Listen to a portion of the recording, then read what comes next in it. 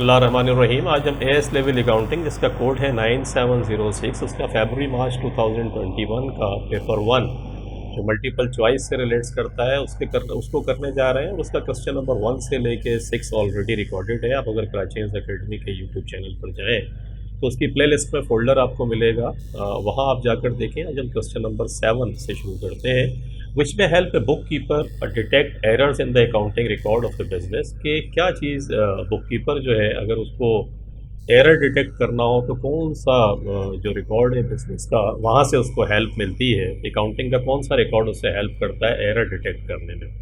देखिए, books of original entry तो फिर आपकी सेल्स जर्नल हो गया, परचेज जर्नल हो गया, सेल्स रिटर्न जर्नल हो गया, परचेज रिटर्न जर्नल हो गया, आपकी कैश बुक हो गई, जर्नल हो गया।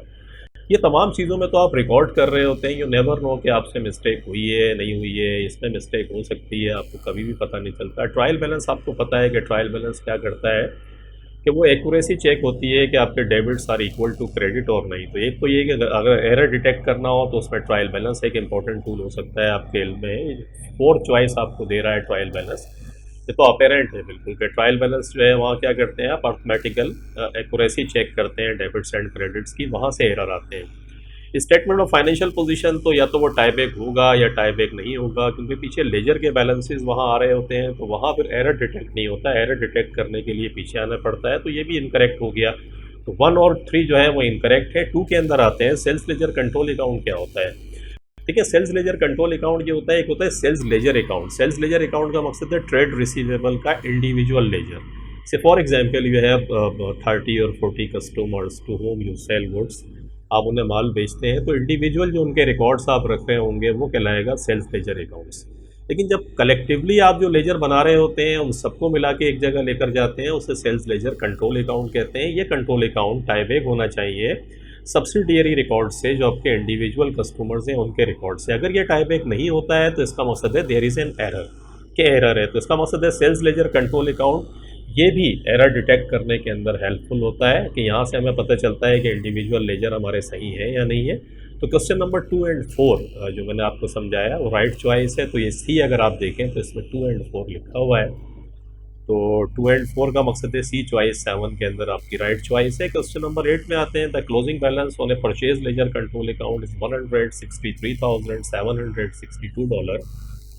कि परचेज लेजर कंट्रोल अकाउंट क्या होता है। Just I mean to say just reverse the thing as I explain to you earlier कि sales ledger control account I explain कि वो होता है जो तमाम कस्टमर का कंसोलिडेटेड बन रहा होता है। परचेज लेजर कंट्रोल अकाउंट का मकसद है कि तमाम सप्लायर्स का कंसोलिडेटेड अकाउंट्स अगर आप बनाते हैं तो वो फिर परचेज लेजर कंट्रोल अकाउंट होता है। और परचेज जर्नल जो होता है, परचेज जर्नल क्या होता है, परचेज जर्नल के अंदर जितनी क्रेडिट परचेजेस है सब आप रिकॉर्ड करते हैं, और इस परचेज जर्नल का जो टोटल है इसको उठा के लेकर आते हैं परचेज लेजर कंट्रोल अकाउंट के अंदर, क्योंकि इसकी वजह से आपने सप्लायर को क्रेडिट किया होता है। तो परचेज जर्नल का जितना भी टोटल है वो supplier purchase ledger control account की क्रेडिट साइड के ऊपर आता है। तो ये जहन में रखिएगा। The purchase journal has been undercast. आप जब परचेज जर्नल का टोटल करने बैठे तो गलती से $1,000 आपने कम लिख दिया। अब देखिए, $1,000 अगर आपने कम लिखा तो आप समझ रहे हैं हुआ क्या है कि आपने अपने सप्लायर्स को कम रिकॉर्ड कर दिया परचेज लेजर कंट्रोल में $1,000 से। तो आसान तरीका है कि 163,762 के अंदर इस 1000 को आप प्लस कर लें, ये हो जाएगा 164,762, क्योंकि आपने अंडर स्टेटेड किया था। सप्लायर लाइबिलिटी आपने कम रिकॉर्ड करी है तो उसको प्लस कर लें, लाइबिलिटी सही हो जाएगी। 164,762 आपका सी चॉइस के अंदर दिया हुआ है। तो क्वेश्चन नंबर 8 के अंदर वी कैन सेफली से कि हमारी सी चॉइस जो है वो राइट चॉइस है। लॉजिक मैंने आपको समझाई, लॉजिकली अगर आपकी समझ में आ जाएगा तो ज़िंदगी आसान है, और अगर नहीं आएगा तो ज़िंदगी थोड़ी सी मुश्किल है। तो टेक केयर, प्रैक्टिस करते रहें, प्रैक्टिस मैक्स परफेक्ट। ये जो कुछ हम करा रहे हैं इसको कोशिश करेंगे कि इसको कंटिन्यू करें। The more you practice the more you get control over the paper, and आपके लिए आसानी होगी। एंड आसानी होता है कि वो बच्चे जिनके कंसेप्ट बहुत अच्छे भी हैं लेकिन वो प्रैक्टिस नहीं करते, वो प्रैक्टिस एग्जामिनेशन हॉल में बैठ के करते हैं। When you practice in the examination hall you are at the greatest risk. लेकिन अगर आपके कंसेप्ट अच्छे नहीं है, you are practice constantly, you are devoting your time, आप लगाते हैं, तो कंसेप्ट भी ग्रेजुअली जो है आपके बिल्ड होना शुरू हो जाते हैं and you are in a very comfortable position in the examination hall. I always say when I teach accounting कि भाई प्रैक्टिस के लिए टाइम जरूर निकालना है, तो keep practicing and smiling. Question number 9 में आते हैं, business has calculated its draft profit for the year is $15,000 कि बिजनेस ने प्रॉफिट, ड्राफ्ट प्रॉफिट का मतलब भी फाइनल नहीं करा है, ड्राफ्ट प्रॉफिट है, for the year is $15,000। The following were then discovered, ये चीज़ें डिस्कवर्ड हुई, क्या हुई भाई, journal expense were understated by $600 कि जर्नल एक्सपेंस जो थे वो अंडर स्टेटेड हो गए। अंडर स्टेटेड का मकसद समझते हैं कि वो आपने कम रिकॉर्ड करे, तो ये 15,000 का प्रॉफिट जो है इसमें ये 600 जो है ये आप माइनस कर दें, क्योंकि अंडर स्टेटेड का मकसद है एक्सपेंस कम आपने रिकॉर्ड करा, तो 600 से और रिकॉर्ड कर दें, 15,000 में से 600 माइनस कर दें, 14,400 आ गया आपके पास। The sales journal total of $55,690 had been posted to the sales account as $56,590 के सेल्स में। सेल्स जर्नल का मकसद क्या होता है कि जितनी क्रेडिट सेल्स है वो सारी सेल्स जर्नल में रिकॉर्ड करते हैं, तो वहाँ पर एक्चुअल फिगर थी 55,690, ये फिगर आप देख रहे हैं, और एक्चुअली आपने रिकॉर्ड कर दी -56,590, तो 900 से ज़्यादा रिकॉर्ड कर दिया आपने। ठीक है, 56,690, 56,590, तो 900 का डिफरेंस है। 900 से आपने सेल्स ज़्यादा रिकॉर्ड करी, जब सेल्स ज़्यादा रिकॉर्ड करी तो इसका मतलब है प्रॉफिट बढ़ गया होगा आपका। तो आप क्या करें, ये जो 14,400 आया है इसमें से इस 900 को और माइनस कर दें, क्योंकि सेल्स प्रॉफिट आपका कम होगा, तो ये 13,500 आ गया आपका।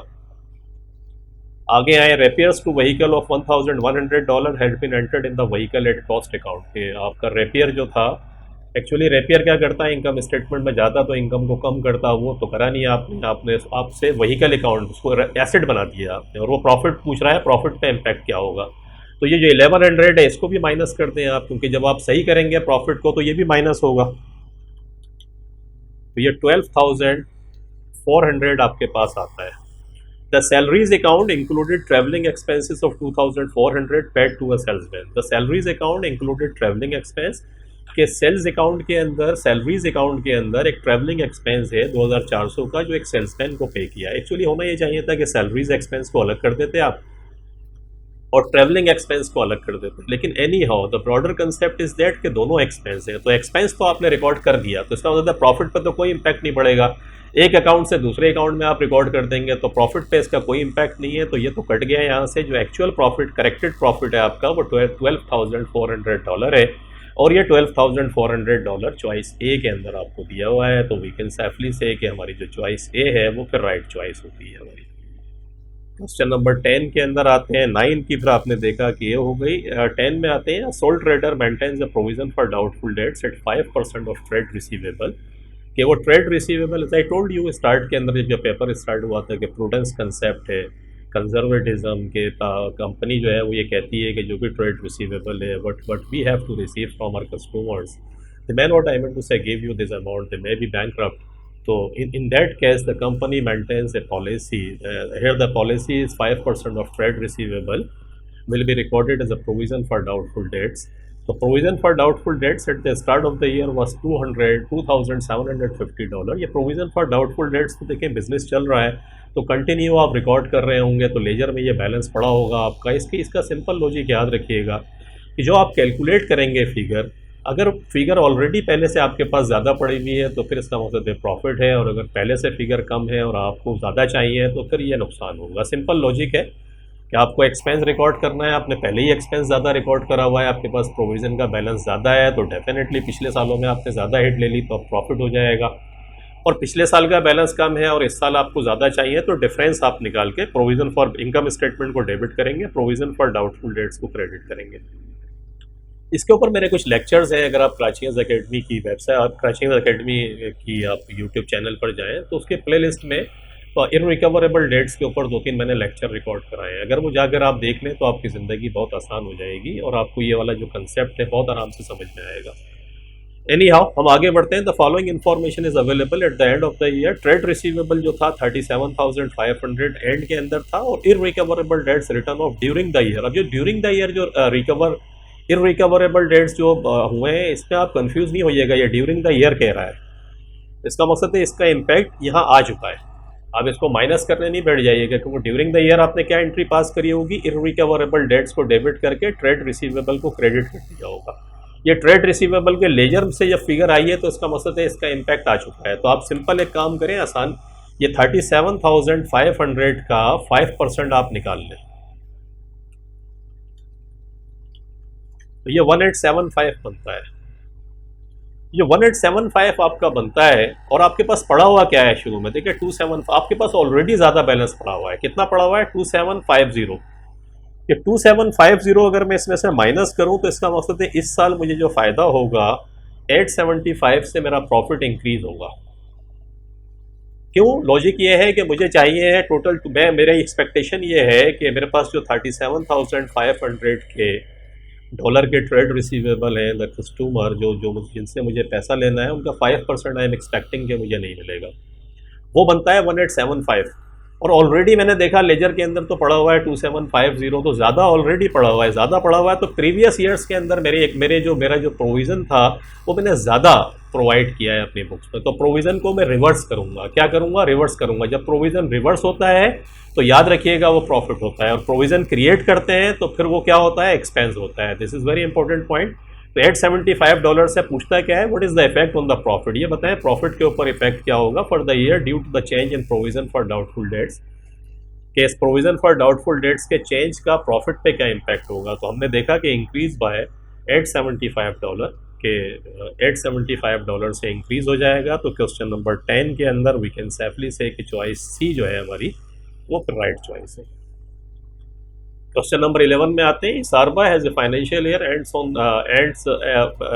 इसारबा has a financial year end of 31 December के 31 दिसंबर को उसका साल एंड होता है। On 31 March 2020 she transferred her private vehicle to the business at a value of $12,000 कि उसने अपने प्राइवेट व्हीकल जो है वो बिज़नेस के अंदर ट्रांसफ़र कर दी। अगर उसने प्राइवेट व्हीकल अपनी बिज़नेस के अंदर ट्रांसफ़र कर दी तो ये 12,000 उसका कैपिटल हो गया।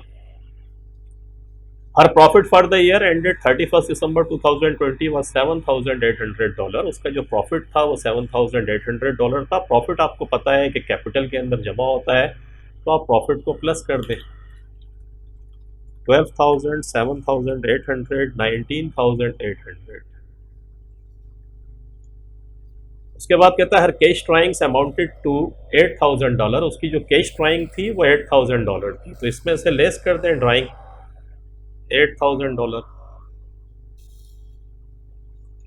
तो 19,800 में से 8,000 मैंने माइनस कर दिया तो 11,800।